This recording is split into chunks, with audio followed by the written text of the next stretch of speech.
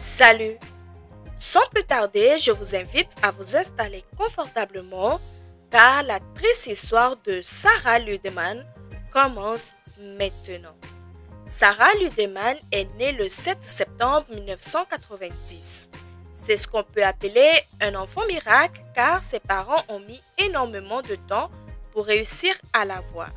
Ils ont mis environ 16 ans. Son père Charlie est un chauffeur de taxi et sa mère est une infirmière en chirurgie. Alors Sarah passe beaucoup de temps avec son papa dans son taxi et ils partagent les mêmes passions comme le karaté et la musique country. Ensemble, ils vont voir des concerts, notamment celui de Kiss Urban, et ils vont aussi également très souvent voir des matchs de baseball ensemble.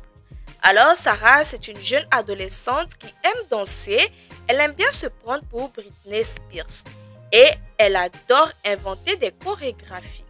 Sarah est un peu en surpoids, elle manque de confiance en elle, elle n'a pas encore de petits copains. Comme la plupart des jeunes filles de son âge, elle adore les animaux et elle rêve de devenir vétérinaire. Aussi, elle s'inscrit dans une école de médecine vétérinaire qui se trouve à plus d'une heure de chez elle. À l'été 2008, avec une copine, Sarah a pour l'habitude de se rendre au cinéma puis aller manger un petit bout. Un jour, alors que les deux jeunes filles étaient au restaurant Keep Field, elle va rencontrer un jeune homme. Ce jeune homme travaille dans le restaurant. Ce jour-là, il était en pause, en train de fumer une cigarette lorsqu'il tomba sur Sarah.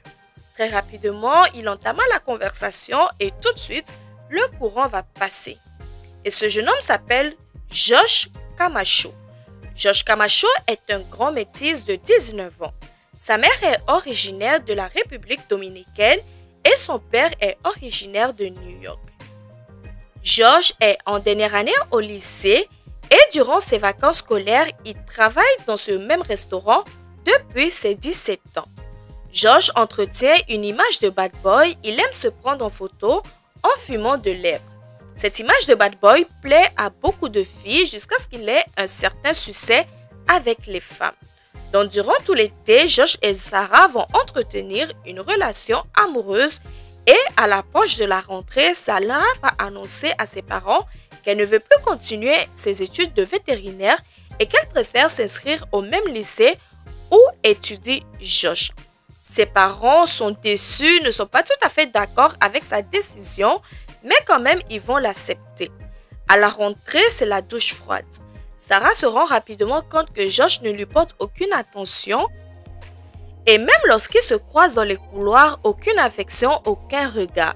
Il refuse de l'embrasser, il refuse même de marcher à côté d'elle. Mais Sarah est folle amoureuse de Josh, c'est son premier petit copain et petit à petit, son comportement va changer. Dans un premier temps, elle va commencer à changer son style vestimentaire parce que Josh est un garçon plutôt jaloux. Elle va troquer ses jupes, ses shorts pour des pantalons. Elle va même demander à son père de lui acheter un pitbull.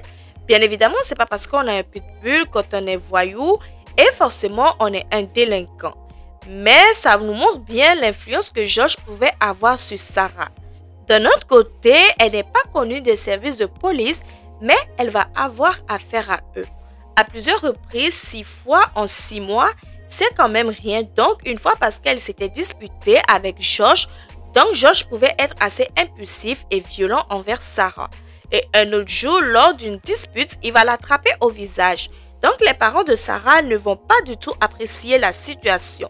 Ils vont vouloir porter plainte, mais Sarah va réussir à les dissuader. Et une deuxième fois, elle va avoir affaire à la police parce qu'elle s'est battue avec une autre femme sur un parking. Et cette autre femme, ce n'est pas n'importe qui. C'est l'ex-copine de Josh, la mère de son enfant. Donc, du côté des parents de Sarah, ils vont assez rapidement être inquiets de la relation de Josh avec leur fille. Ils voient que leur fille est en train de changer. Ils voient que l'influence de Josh n'est pas la meilleure influence pour leur fille. Et son père va demander même à rencontrer ce fameux Josh pour avoir un œil sur lui et bien évidemment connaître le petit ami de sa fille. En effet, Josh est déjà père d'un enfant avec une autre femme, la femme avec qui Sarah s'était bagarrée sur le parking. Mais George fume également du cannabis, il se prend en photo avec des armes à feu et tout ça ne va pas rassurer les parents de Sarah. Cet été-là, en 2008, lors d'une soirée, George tombe par hasard sur une ancienne camarade de classe, une certaine Rachel. Alors Rachel et George étaient ensemble à l'école primaire. Rachel est une belle jeune fille de 18 ans, elle a beaucoup de succès avec les garçons. Et Rachel et George vont commencer à entretenir une relation au moment de leur rencontre. Rachel a 18 ans, comme Rachel est née, c'était une enfant heureuse, elle aimait beaucoup les princesses Disney, elle était joyeuse et extravertie. Elle avait beaucoup d'amis, c'était la jolie fille à qui toutes les autres veulent ressembler. Et les garçons rêvaient d'être avec elle. À l'adolescence, lorsqu'elle commence à s'intéresser aux garçons, les choses vont se compliquer. Elle pense plus à sortir avec ses amis qu'à travailler. Les premiers conflits éclatent avec ses parents. Elle refuse les règles que lui imposent ses parents, notamment le couvre-feu. Elle veut rester dehors toute la nuit, donc souvent la nuit, elle fugue pour aller se retrouver chez des garçons. Alors, bien évidemment, à la maison, les conflits avec ses parents intensifient et un jour, la police est appelée car suite à une dispute avec sa mère, Rachel va attraper un couteau dans la cuisine et elle va aller s'enfermer dans la salle de bain. Sa mère inquiète va appeler la police qui va intervenir. À 15 ans, la police la retrouve sur un parking avec un jeune homme de 19 ans. Donc, je vous précise au passage que ce jeune homme de 19 ans, par la suite, était accusé d'agression sexuelle. Selon sa mère, lorsqu'elle a commencé à fréquenter des garçons, des choses ont commencé à changer. Lorsqu'elle prenait un garçon pour cible, elle était prête à tout pour le séduire. Comme bien souvent, elle n'avait pas du mal à le séduire parce qu'elle était plutôt séduisante. Lorsqu'elle était parvenue à ses fins, elle faisait tout pour ne pas le laisser partir. De cette façon, en fait, toutes ces histoires amoureuses se terminent mal. Lors de sa deuxième année au lycée, elle s'était enfuie de chez elle à 14 reprises et finalement, elle a abandonné l'école pour partir travailler. Quelque temps dans un refuge pour chiens. Un mois avant son 17e anniversaire, elle s'était enfuie pour vivre avec son petit copain. Mais la relation va être assez houleuse et la police interviendra plusieurs fois chez lui. Elle trouva en parallèle un emploi chez Applebee, ce qui lui permettra d'avoir un salaire et certaine autonomie. Ainsi, au moment où Rachel rencontra George, elle vivait déjà chez elle. Elle avait son propre appartement. Du coup, George venait passer la nuit avec elle. Il venait assez souvent jusqu'à ce qu'elle commence à s'attacher à lui. Elle savait que George était volage et c'est la raison pour laquelle ils se disputaient souvent et se séparaient. Mais comme pour ses précédentes relations, Rachel refusa donc de le laisser. George fréquentait Sarah et Rachel en même temps, mais il continuait également à fréquenter la mère de son enfant. Rachel et Sarah se connaissaient de vue parce qu'elles avaient fréquenté le même lycée. Mais George disait à chacune que l'autre était son ex. C'était facile pour lui parce que Rachel avait son propre appartement et Sarah vivait encore chez ses parents.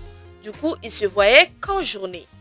Mais lorsque Sarah rentrait chez elle le soir après le couvre-feu, il rejoignait Rachel qui venait de finir son service au restaurant dans son appartement pour passer la nuit. Un jour, Sarah va décider de poster une photo sur MySpace. Et lorsque Rachel va découvrir cela, elle va juste envoyer un message à Josh. Et elle va tout faire pour trouver le numéro de Sarah. Elle va commencer à lui laisser des messages menaçants. Sarah et ses amis vont se rendre dans le restaurant où elle travaille. Et là, ils vont tout faire pour perturber son service. Ils vont tenter de faire tomber son plateau. Ils vont l'accuser d'avoir craché dans leur assiette un soir alors qu'il y avait une soirée karaoké organisée dans le restaurant où travaille Rachel. Sarah et ses amis vont monter sur scène. Ils vont choisir une chanson intitulée Fred Girl. Et là, ils vont chanter toute la chanson en regardant Rachel droit dans les yeux et en rigolant. Sarah et ses copines avaient pris pour habitude d'intimider Rachel. Lorsque Sarah passait devant chez Rachel et criait des insultes, et Rachel de son côté continuait à laisser des messages menaçants sur le téléphone de Sarah. Alors Sarah va se plaindre de harcèlement de la part de Rachel. Elle va l'accuser de l'avoir appelée 200 fois en 2 heures. De son côté, Rachel va porter plainte contre Sarah car elle dit que Sarah l'a agressée une fois lorsqu'elle rentrait chez elle après son service. Alors, ce qui est triste dans cette histoire, c'est que la police et les parents n'ont pas mesuré la gravité de la situation. Ils ont mis ça sur le compte d'une amourette d'adolescent et ils pensaient que les choses allaient se calmer, mais les choses ne vont pas se calmer. Elles ont même dégénéré. Alors, Josh était au courant de la guerre de ces deux jeunes filles.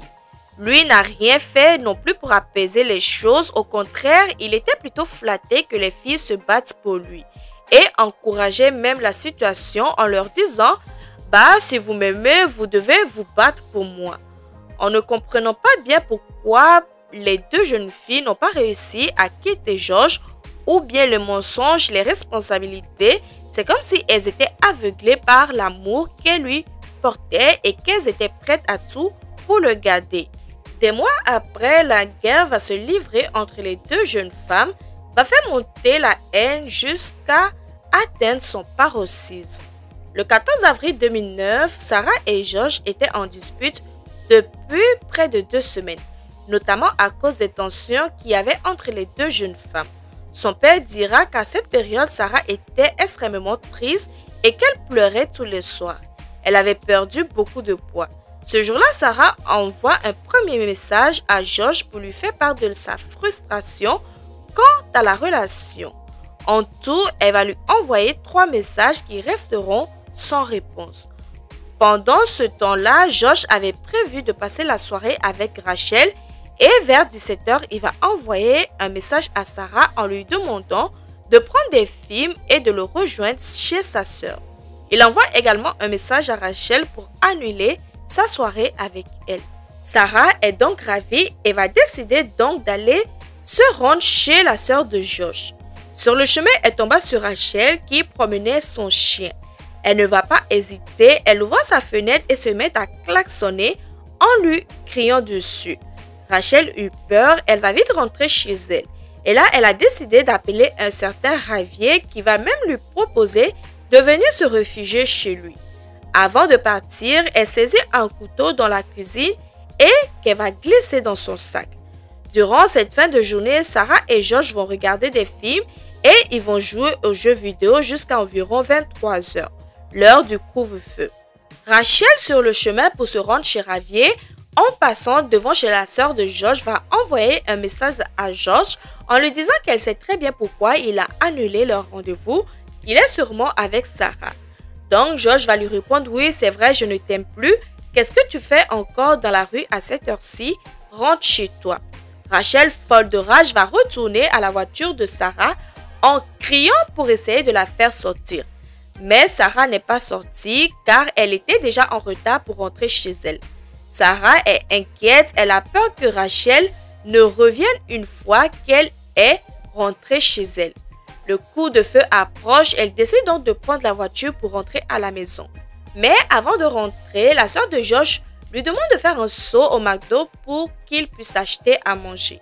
Sarah accepte donc. Sur le chemin, il tombe sur une connaissance qui leur dit qu'il a vu Rachel devant chez Javier. Sarah décide donc de se rendre chez Javier pour en découdre avec Rachel une bonne fois pour toutes. Sur le chemin, Sarah reçoit un appel de Rachel qui lui dit « Je vais te tuer toi et ton petit copain ». Lorsque Sarah arrive devant chez Javier, Rachel et lui étaient déjà devant la maison. Et tranquillement, Sarah a arrêté la voiture. Elle va courir vers Rachel et celle-ci aussi va s'avancer vers elle. Les deux jeunes filles se retrouvent face à face et le premier coup part. La bagarre dure quelques instants, coups de pied, coups de poing, cheveux tirés et à un moment donné, Sarah tombe sur le sol. Elle vient de recevoir 2 coups de couteau dans la poitrine. Rachel va retourner devant la maison de Javier et elle va jeter le couteau sur le toit des voisins et elle va s'asseoir pour fumer une cigarette. Les secours sont aussitôt prévenus, mais malheureusement, Sarah ne survivra pas. Lorsque la police arrive, ils amènent Rachel pour l'interroger. Donc là, elle racontera qu'elle avait peur parce qu'elle pensait que Sarah et ses amis allaient s'en prendre à elle et que c'est la raison pour laquelle elle a pris un couteau avec elle. Et c'est en garde à vue qu'elle apprendra la mort de Sarah. Rachel est accusée du meurtre au second degré et lors du procès, le procureur présentera Rachel comme une ex-jalouse qui était prête à tout pour récupérer son petit ami.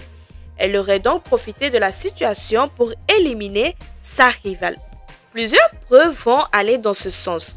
Alors les témoins diront l'avoir vue jeter le couteau sur le toit de la maison des voisins, ce qui vient à prouver qu'elle avait bien conscience que ce qu'elle faisait était mal et qu'elle ne voulait pas se faire prendre avec le couteau dans les mains. Il y a également de nombreux messages vocaux que Rachel a laissés sur le téléphone de Sarah et dans lesquels elle a menacé de la tuer. La défense dira que Rachel avait peur. En effet, Sarah n'était pas venue pour discuter. Elle était visiblement venue pour en découdre. Ils insisteront sur le fait que Sarah était beaucoup plus grande et costaud que Rachel qui était beaucoup plus fine et menue. Et ils insisteront également sur le fait que Sarah n'était pas seule, qu'ils étaient à plusieurs. Le 23 juillet 2010, Rachel sera reconnue coupable du meurtre au second degré. Elle sera condamnée à une peine de 27 ans de prison. Pour les parents de Sarah, la peine est beaucoup trop clémente. Ils ont perdu leur fille et ils auraient aimé que Rachel prenne la perpétuité. C'est ainsi que notre histoire se finit ici. Je vous remercie d'avoir regardé la vidéo. N'oubliez pas de vous abonner, de liker, de partager. On se retrouve donc dans une prochaine vidéo.